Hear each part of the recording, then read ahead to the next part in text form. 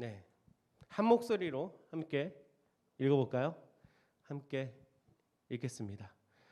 시작. 하나님이 이르시되 우리의 형상을 따라 우리의 모양대로 우리가 사람을 만들고 그대로 바다의 물고기와 하늘의 새와 가축과 온 땅에 기는 모든 것을 다스리게 하자 하시고 하나님이 자기 형상 곧 하나님의 형상대로 사람을 창조하시되 남자와 여자를 창조하시고 아멘. 네, 반갑습니다. 제가 뭐 다 얼굴을 볼 수 없어서 아쉽지만 어쨌든 제가 보이는 거죠. 네, 반갑습니다. 예, 중고등부 예배지만 작년 예배 같은 느낌이 살짝 나기도 하고요. 예, 그래서 빨리빨리 얼굴을 함께 보고 또 모여서 예배 드리는 기쁨을 또 누렸으면 좋겠습니다. 오늘 말씀은 우리가 뭐 잘 알고 있는 말씀이에요.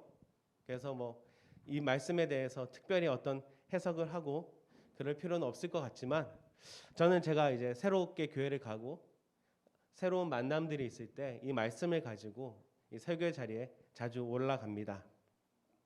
왜냐하면 요즘 이런 게 있죠. 자기를 사랑하는 것에 대해서 굉장히 우리는 인색합니다. 그러니까 뭔가 스펙을 쌓기 위해서 최선은 다해요. 좋은 대학을 가고 어떤 자격증을 따고 어떤 뭐 연수를 가고 이런 배움들을 쌓아가는 데서는 굉장히 열심히 최선을 다하는데 정작 너는 너를 사랑하니라는 그 질문에 대해 우리가 받게 되었을 때 우리는 보통 그 질문에 머뭇거리게 될 때가 많다라는 것이죠. 그러니까 스펙을 쌓는 것이 내 삶을 최선을 다해 살아간다라는 것만으로 우리는 우리를 사랑한다라고 이야기하기는 조금 어렵다라는 것입니다. 가끔 보면 정말로 공부 잘하던 열심히던 아이들이 때로는 부모님을 죽이는 경우들이 사건이 있었고 자살을 하는 사건들이 있었죠. 예. 그 아이들이 공부를 못해서가 아니에요. 맨날 보니까 전교 1, 2등, 1등은 못했죠. 2, 3등 하던 애들이었고 정말로 누구보다 바르게 자라왔던 아이들인데 끔찍한 사건들에 휘말리게 되어진다는 것이죠. 이것이 물론 일반적인 일은 아닙니다. 보편적인 일은 아니에요. 하지만 우리 안에 그렇게 스스로를 사랑하지 못하고 살아가는 시간들이 훨씬 더 많다라는 것입니다. 나는 나를 사랑하고 있다라고 생각하면서 정작 그 사랑에 대한 자신을 향한 사랑에 대한 실천은 우리는 하지 못한 채 살아갈 때가 너무 많다라는 것이죠. 제가 한 가지 두 단어에 대해서 한번 질문했으면 좋겠는데요. 작품이란 것이 있고요. 상품이라는 것이 있습니다. 여러분 두 단어의 차이를 혹시 알고 계시나요? 작품과 상품. 그러니까 얼핏 듣기에는 비슷해요. 값을 치러서 우리가 구매해야 되는 것이죠. 그죠? 뭐 물론 구매하지 않을 수도 있고 못할 수도 있겠지만 기본적으로 작품과 상품은 가치를 가지고 있는 거예요. 근데 우리가 보면 제가 아이패드를 쓰고 있는데 이것도 벌써 오래됐는데 이걸 뭐라 그럴까요? 우린 이걸 작품이라고 할까요? 이걸 상품이라고 할까요? 감사합니다. 상품이에요.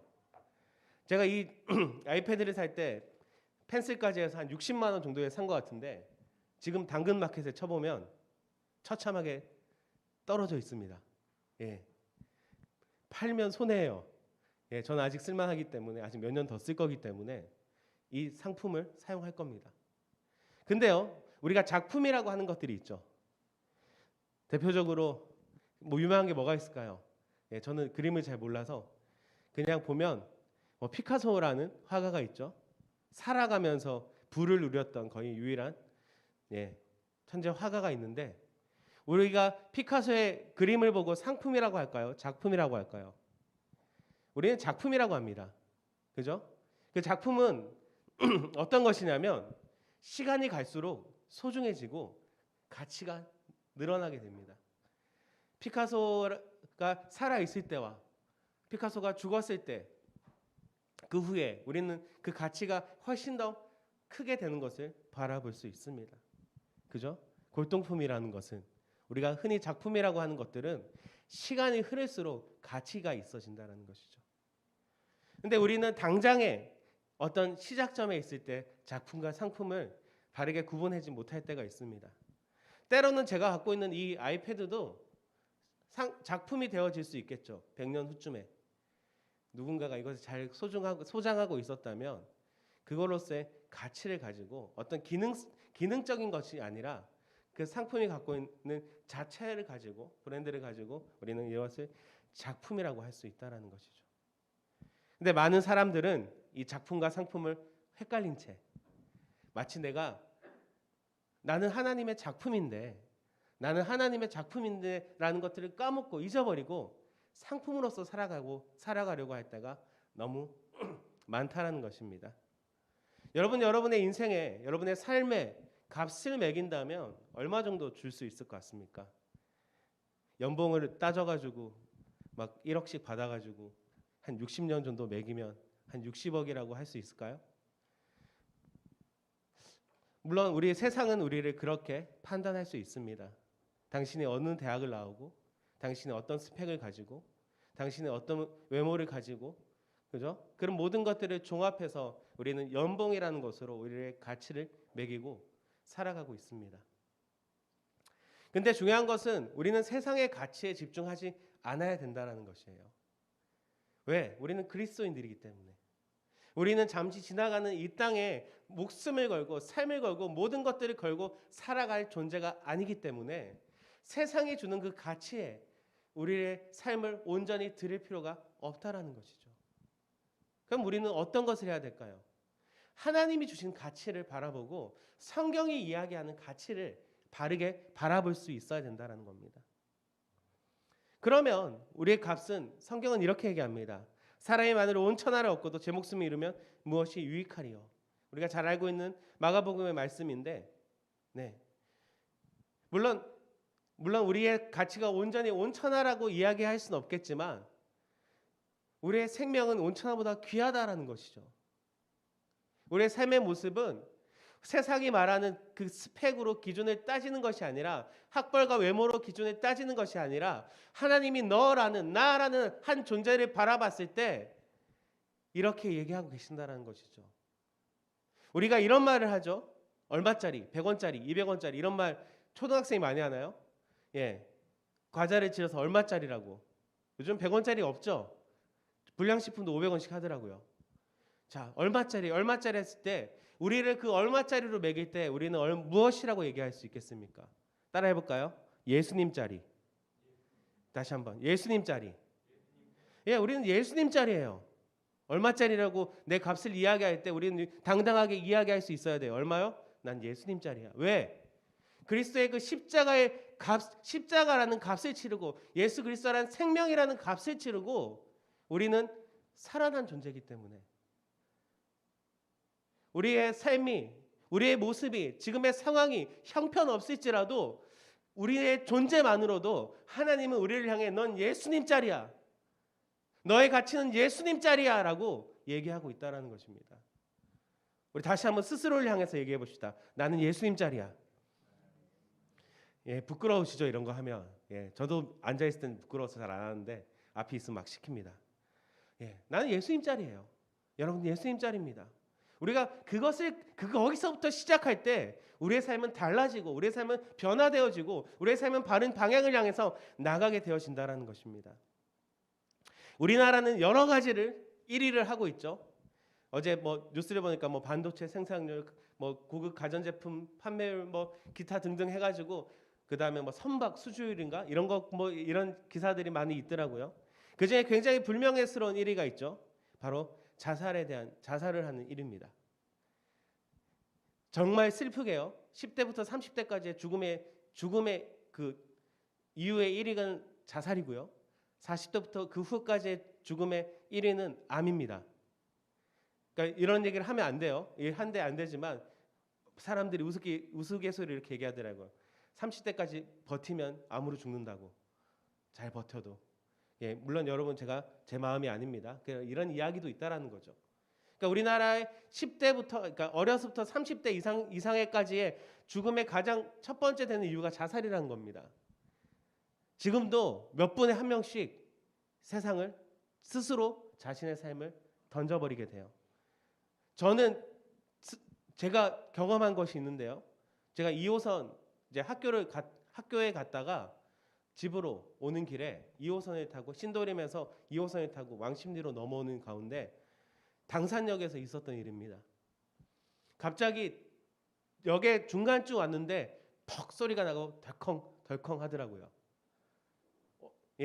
어떤 일이 있었냐면 지금은 스크린 도어가 있어서 괜찮지만 저도 옛날 사람이라 스크린 도어가 없었던 시대에 자신의 몸을 지하철에 던진 그 차에 제가 타고 있었습니다. 보지는 못했어요. 근데 있잖아요. 그 찝찝함과 그 느낌들을. 한동안 한 10분 정도 차가 정차해 있었고 실제로 그 기관사 분께서 몸에 피가 튀어 있는데도 승객들을 안정시키고 새롭게 이제 그 모든 것들을 통솔하는 것들을 경험한 적이 있습니다. 우리가 자살의 이유에는 되게 많은 이유들이 있고 되게 많은 모습들이 있을 거예요. 그렇지 않습니까? 하지만 저는 말씀을 가운데 이렇게 결론을 한번 내려봤습니다. 어떤 거냐면 이들은 자신이 얼마나 소중한지 깨닫지 못하기 때문에 스스로의 생명을 끊고 있다라는 것이죠. 그러니까 어떤 이유가 돼서든지 자신의 가치와 내가 갖고 있는 삶의 가치들에 대해서 하찮게 여기기 때문에 쉽게 버릴 수 있게 되어진다는 것입니다. 그들은 결코 하찮지 않고 그들은 결코 낮은 사람들이 아닌데 스스로 그렇게 생각해 버린다라는 것이죠. 그렇잖아요. 여러분 우리 손에 쥐어진 아주 고가의 어떤 카메라가 상품이 있다고 생각해 보자고요. 그걸 가지고 여러분 공놀이 할 수 있겠습니까? 농구 골대가 보인다고 갑자기 한 300만 원짜리 카메라를 던져서 골대에 집어넣겠냐고요. 1억짜리 다이아 반지로 땅에 금을 그어가면서 피구를 할 수 있겠냐고요. 우리 그럴 수 없어요. 왜? 비싸니까. 가치가 있으니까. 근데 많은 사람들이 물건의 가치는 생각하고 상품의 가치는 생각하는데 자기 자신의 가치는 생각하지 않고 살아갈 때가 너무 많다라는 거예요. 여러분 한번 생각해 보시기 바랍니다. 여러분은 지금 나에 대해서 어떤 가치를 가지고 나를 어떻게 사용하고 있는지 분명히 기억해 봤으면 좋겠습니다. 오늘 말씀은 이렇게 얘기하죠. 우리는 하나님의 형상입니다. 형상으로 만들어진 존재입니다. 하나님의 모습으로 살아가는 존재입니다. 그래서 우리가 아무것도 없는 가운데 주님을 찾게 되고 주님을 발견하게 되는 거예요. 이미 태초 전부터 하나님은 우리를 그렇게 만드셨기 때문에 우리가 그리스도가 없는 상태에서 아무도 듣지 못한 상태에서 그리스도를 구할 수 있는 것은 바로 우리가 하나님의 형상으로 만들어진 존재이기 때문입니다. 얼마나 대단한 가치를 가지고 있어요. 얼마나 여러분은 소중한 존재입니까? 예수님 자리에 하나님의 형상에 그 모든 것을 주고도 아깝지 않으셨던 하나님의 가치라는 것이죠. 그럼 우리는 이렇게 생각해 볼 수 있어요. 그럼 우리는 어떻게 살아가야 되는 겁니까? 그러면 예수님 짤인 우리는 도대체 어떻게 살아가야 되는 겁니까? 그렇지 않겠습니까? 우리가 물건을 샀을 때 패드를 사서 라면 받침대로 사용하지 않잖아요. 그렇잖아요. 컴퓨터를 사서 그 위에 책을 쌓아놓지 않잖아요. 자동차를 사놓고 그 천장에서 우리가 캠핑을 하고 캠프파이어를 하진 않잖아요. 그러면 우리의 가치를 알고 우리의 존재에 대해서 깨달았으면 우리는 어떻게 살아가야 되는 것인가? 고린도전서에서 바울은 우리를 향해서 이렇게 얘기합니다. 너희가 하나님의 성전인 것과 하나님의 성령이 내 안에 거하시는 것을 알지 못하느냐? 누구든지 하나님의 성전을 더럽히면 하나님이 그 사람을 멸하시리라. 하나님의 성전은 거룩하니 너희도 그러하니라. 자, 우리의 가치는 예수님 짤이고요. 다시 한번 성경은 우리의 가치에 대해서 이야기하고 있습니다. 성전이다라는 것이죠. 성전. 여러분 성전의 개념은 단순해요. 크고 화려한 건물이 아니라 하나님께서 거하실 때 성전이 되는 것입니다. 아멘. 왕궁은 왜 왕궁이에요? 왕이 사니까. 왜 황궁은 황궁입니까? 황제가 사니까 황궁이에요. 그의 모습이 겉모습이 그의 재질이 그 안에 있는 그 인테리어가 중요한 것이 아니라 그곳에 누가 살아가고 있는지, 어떤 존재가 있는지가 중요한 겁니다. 그래서 우리의 겉모습과 우리의 배경과 우리의 환경과 우리의 상관없이 하나님을 우리를 향해서 뭐라 그러냐면 성전이야. 왜? 성령께서 내 안에 거하시기 때문에. 그래서 우리는 성전으로서 살아갈 필요가 있다는 것이죠. 성전은 어떤 곳입니까? 거룩한 곳이에요. 특별한 곳입니다. 성전은 놀라운 은혜가 있고 놀라운 능력이 있는 곳입니다. 하나님의 영광은 그 모든 것을 넘고 이김이 있는 공간들이에요. 장소예요. 그래서 우리를 성전이라고 하시고 성전으로 부르셔서 이제는 어디서든지 회당이 아니라 그 있었던 건물로 지었던 예루살렘 성전이 아니라 교회라는 우리가 모인 어디서든지 하나님을 향해 나아갈 수 있게 만들어 주셨다는 것입니다.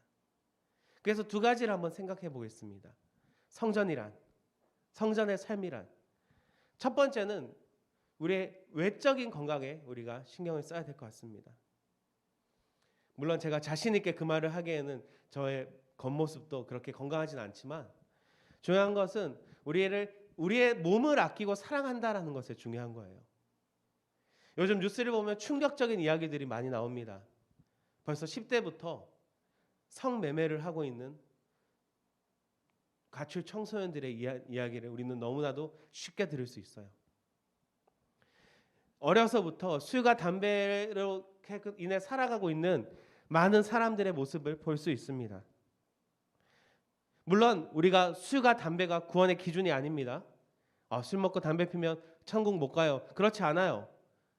그거는 구원의 절대적인 기준이 아닙니다. 하지만 우리가 하나님의 뜻과 하나님의 그 마음으로 바라봤을 때 그것은 좋지 않다라는 거예요.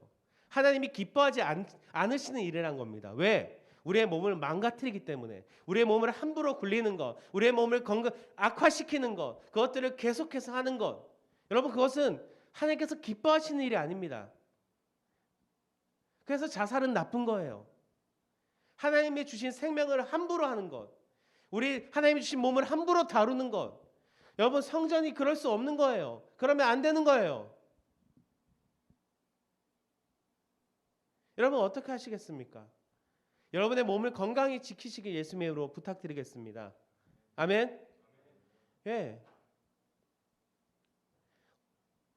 그렇다고 뭐 완전 할 수 없고 온전할 수 없을지라도 지금부터라도 여러분의 몸을 건강하게 가꾸고 여러분의 몸을 좋지 않은 것들로 분리시키고 우리의 몸을 하나님이 거하시는 깨끗한 거룩한 곳이 될 수 있도록 만들어 가자라는 것이죠.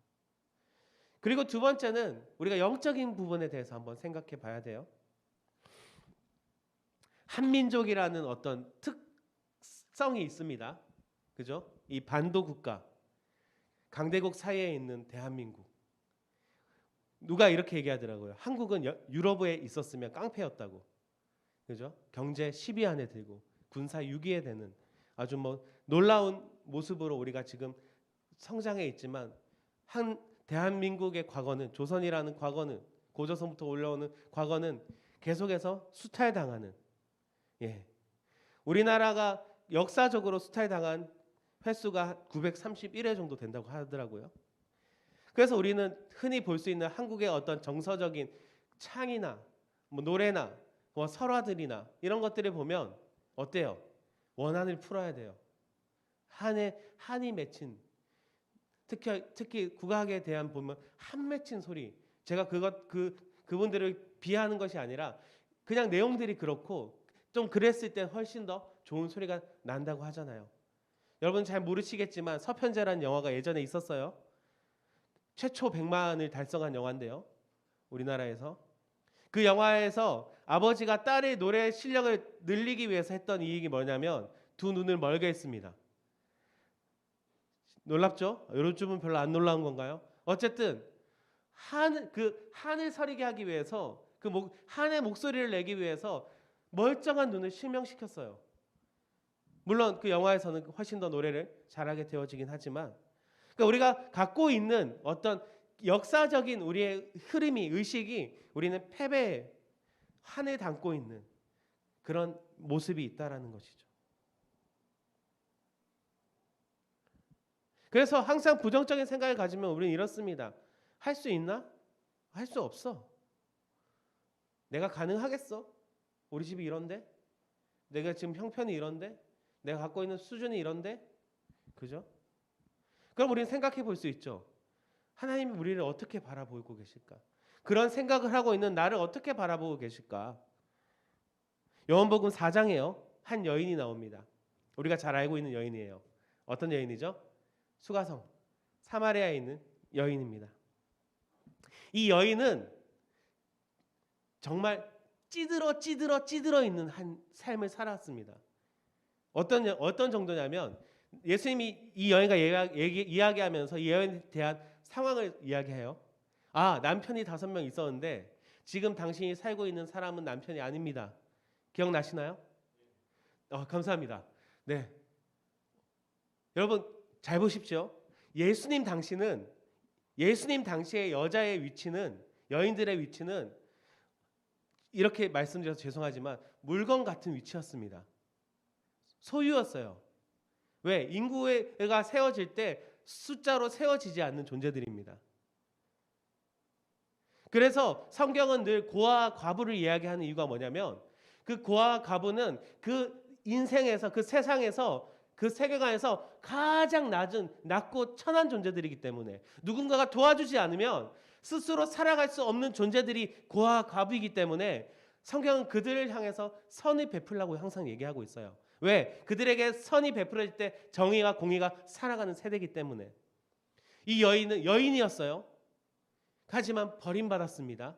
너무 매력적이라서, 너무 좋아서 남자를 새롭게 만나는 어떤 화려의 인생을 살아가는 것이 아니라, 이 여인은 딱 느낌이 그러잖아요. 남들이 없는 시간에, 아무도 다니지 않는 그 정오에 가장 뜨거운 데에 물을 길러 올 만큼 자신의 삶이 부끄럽고 패배의 의식 속에 살아가는 사람이었어요.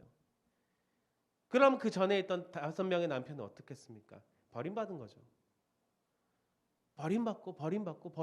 버림받아서 지금은 그냥 겨우 자신을 살아가게 하는 한 남자를 의지해서 살아가는 존재라는 겁니다. 그랬더니 어때요? 사람들을 피하기 시작하고, 사람들과 멀어지기 시작하고, 그들과 분리되어진 삶을 살아가기 시작합니다. 하지만 어떨까요? 우리는 이것을 변화시킬 수 있는 유일한 방법을 알고 있습니다. 우리가 살아왔던 역사적인 그 의식들과 지금 내가 갖고 있는 환경과 지금 내가 갖고 있는 상황들을 변화시킬 우리는 단 하나의 답을 알고 있어요. 오늘 이 사마리아 여인은 예수님을 만납니다.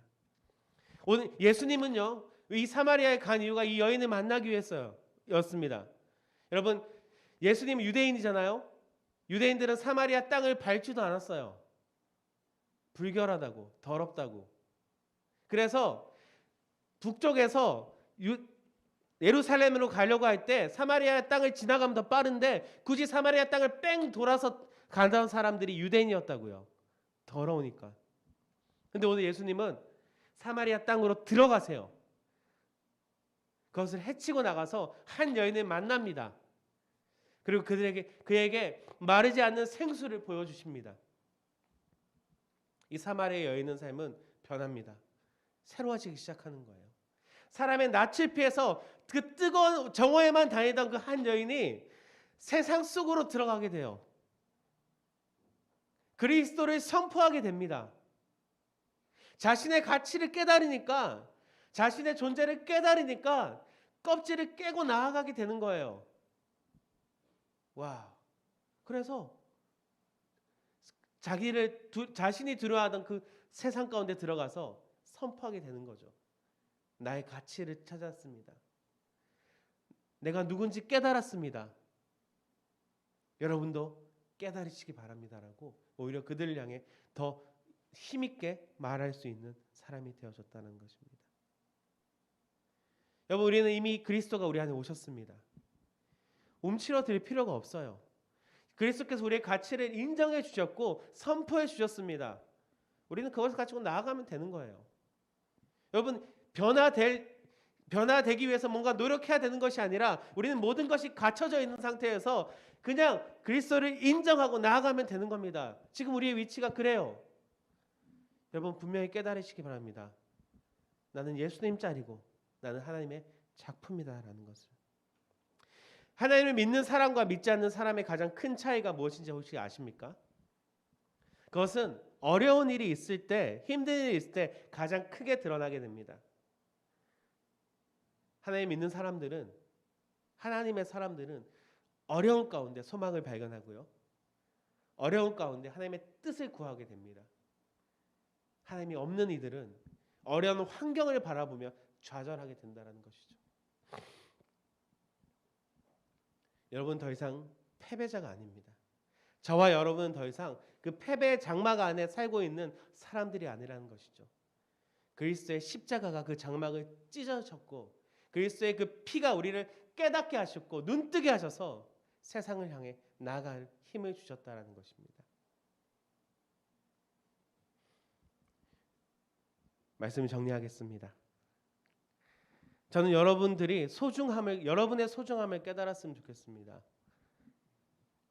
단순히 내가 어떤 것을 걸치고 있고 어떤 능력을 쌓고 있는 것에 집중하는 것이 아니라 나라는 그 단 하나의 존재, 나라는 그 하나님의 그 예수 그리스도의 십자가의 보혈로 매겨진 내 존재, 하나님이 자신의 독생자를 주시기까지 하면서 살리고 싶은 그 존재, 성령께서 지금도 우리의 삶 가운데 거하고 주셔서 우리를 성전으로 만들어주신 그 존재를 깨달으시기 바랍니다.